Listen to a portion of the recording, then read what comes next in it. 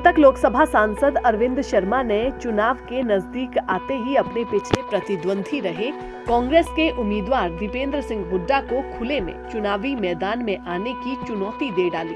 कांग्रेस के राज्यसभा सांसद दीपेंद्र सिंह हुड्डा रोहतक लोकसभा से 3 बार लगातार सांसद रहे, मगर भाजपा के उम्मीदवार अरविंद शर्मा से 2019 के लोकसभा चुनावों में 7,500 वोटों से हार गए थे। कांग्रेस के दीपेंद्र सिंह हुड्डा और अरविंद शर्मा में रोहतक लोकसभा में करवाए गए कामों का श्रेय लेने की होड़ लगी रहती है। दीपेंद्र सिंह हुड्डा कई बार भाजपा रोहतक लोकसभा सांसद अरविंद शर्मा पर सवाल खड़े कर चुके हैं कि कभी भी संसद में रोहतक लोकसभा की आवाज नहीं उठाई गई। जो भी काम हो रहे हैं वे कांग्रेस सरकार में मंजूर हुए थे। भाजपा सांसद कांग्रेस शासनकाल में मंजूर हुए कामों का श्रेय ले रहे हैं। दीपेंद्र सिंह हुड्डा को जवाब देते हुए रोहतक में अरविंद शर्मा ने दीपेंद्र सिंह हुड्डा को घेरते हुए काफी गंभीर आरोप लगाए। साथ ही रोहतक से राज्यसभा सीट छोड़कर मैदान में खुले में चुनाव लड़ने की चुनौती भी दे डाली। किसी प्रोग्राम ने कहा भी तुम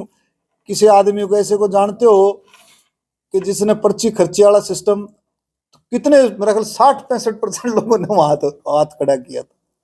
तो ये चीजें जो है देखो सुनो, अच्छा अब भी बाज थोड़ी आ रहे हैं, ये भी अच्छे काम करो, इनकी ये काम करो भाई खोकर साहब, इनसे ये अनाउंस करा कि भाई हम अनाउंस करेंगे प्रेस कॉन्फ्रेंस में कि हम पर्ची सिस्टम बिल्कुल खत्म करके जैसे भारतीय जनता पार्टी कर रही है वो ट्रांसपेरेंसी देंगे। ये करवाओ, अनाउंस कराओ ना, अनाउंस कराओ ना। वो कह रहे सुनो, वो कह रहे रोहतक की ये इलेक्शन जो है, ये लोकसभा का इलेक्शन, रोहतक का इलेक्शन जो है ये हरियाणा की दशा बदलेगा, हरियाणा की दशा बदले। क्यों भाई हरियाणा की दशा क्यों बदले?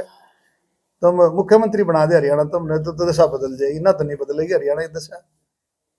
और अगर दीपेंद्र ने काम किया है ना, उसके सारे भाई भतीजे लोगों के सामने आके जाके हाथ जोड़ रहे हैं, कह रहे भाई हमने माफ कर दो, हमने काम नहीं किया, हम आपसे माफी मांग रहे हैं। चुपाड़ के अंदर थे किसी प्रोग्राम ने कहा भी तुम किसी आदमी को ऐसे को जानते हो कि जिसने पर्ची खर्ची वाला सिस्टम कितने मेरा ख्याल 60-65% लोगों ने वहां हाथ खड़ा किया था। तो ये चीजें जो है देखो सुनो, अच्छा अब भी बाज थोड़ी आ रहे हैं, ये भी अच्छे काम करो, इनकी ये काम करो भाई खोकर साहब, इनसे ये अनाउंस करा कि भाई हम अनाउंस करेंगे प्रेस कॉन्फ्रेंस में कि हम पर्ची सिस्टम बिल्कुल खत्म करके जैसे भारतीय जनता पार्टी कर रही है वो ट्रांसपेरेंसी देंगे। ये करवाओ, अनाउंस कराओ ना, अनाउंस कराओ ना।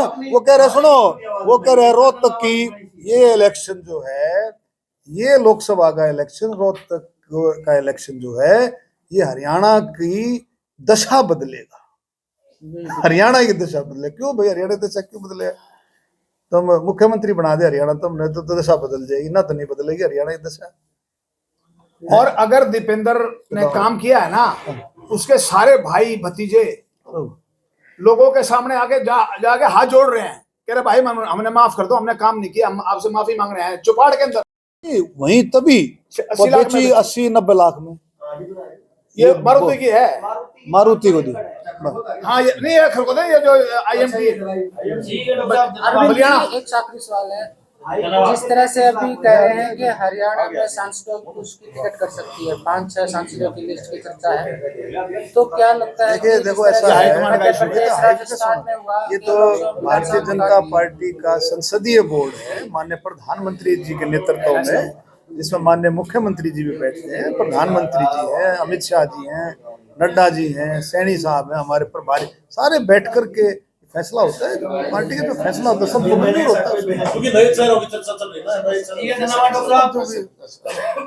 तो क्या वोट काम क्या अगर आपको टिकट देती है पार्टी वोट काम मेरे मैं कम तुमने गिनवाऊं, एक के काम गिनवाऊं तो साझ हो जाएगी।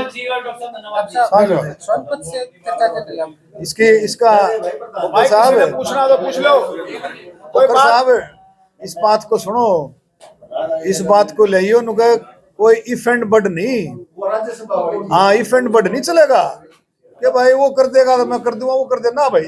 दैनिक सवेरा के लिए रोहतक से सुरेंद्र सिंह की रिपोर्ट।